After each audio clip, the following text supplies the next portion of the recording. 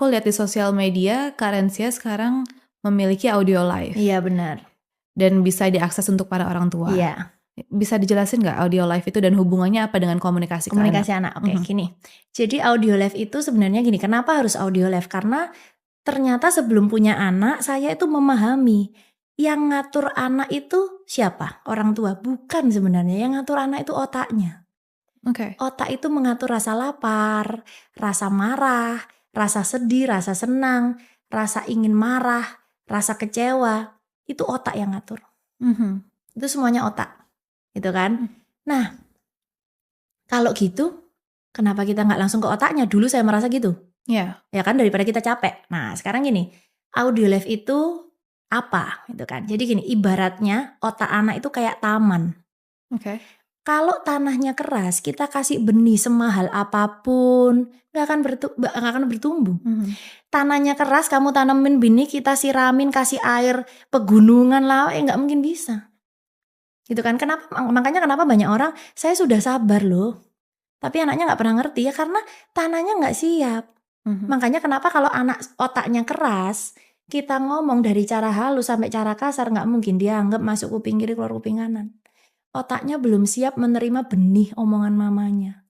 Tapi kalau otaknya misalnya gini, tanahnya lembut, kamu kasih benihnya nggak usah mahal, itu akan bertumbuh. Iya. Ya kan? Nah, audio live itu ibaratnya matahari dan air buat otak anak. Jadi dia itu bikin otaknya yang keras jadi lembut. Saat otaknya lembut, kita ngomong, nak, jangan nangis, belajar yuk. Belajar, dia nurut. Karena otaknya sudah paham mamanya ngomong apa. Terus kalau misalnya banyak anak yang gak mau belajar. Kadang kalau kita merasa anak gak mau belajar, kita langsung bilang, oh anak males gitu kan. Ternyata enggak. Ada gak mau belajar tuh karena otaknya belum siap untuk menerima pelajaran. Nah makanya begitu banyak tuh yang pakai audio live, terus anaknya siap, otaknya siap menerima pelajaran, dia fokus, terus dia jadi berprestasi. Karena jadi audio live ini sebenarnya bukan musik biasa. Jadi audio live tuh musik terapi. Dimana ini tuh ada frekuensi gelombang, emang difokuskan untuk menstimulasi otak anak. Jadi dia itu akan menurunkan emosinya, membuat emosinya stabil. Karena kadang gini loh Niki, paling gampang ya analoginya itu gini. Kalau kayak ibaratnya radio ya. Radio itu kalau kita nggak putar frekuensinya bunyinya gresek gitu ya.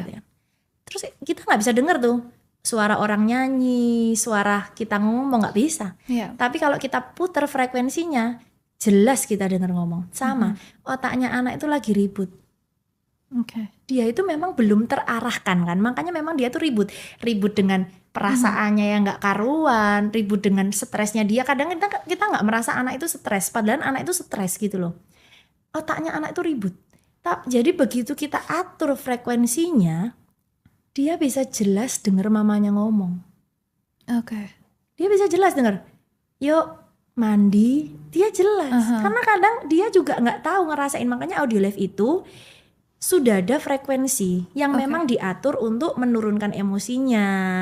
Ini tuh seperti lagu atau apa kedengarannya? Jadi audio live itu ibaratnya seperti musik yang merilekskan, ibaratnya seperti itu.